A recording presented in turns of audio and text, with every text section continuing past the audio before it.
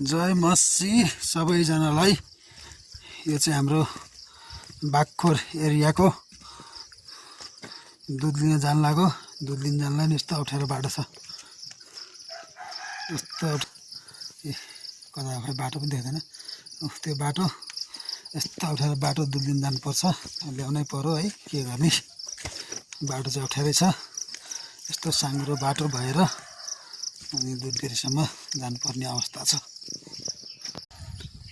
आज दुध लिन जहाँ चाहिँ रुख बाटोमा यस्तो रुख देखेँ। के हो हिउँ फल्या जस्तो रुखमा के फल्या हो यस्तो? यो चिन्नुहुन्छ भने भन्नुहोस् है मलाई। फाइनली आइपुग्यो दुध डेरी, तर डेरी चाहिँ बन्द रहेछ। अब यो डेरीको भाइ कतिखेर आउने हो? तलको घरबाट आउनुपर्छ। कतिखेर आउने हो भाइ? अब कुरेरै बस्नु पर्ने भयो।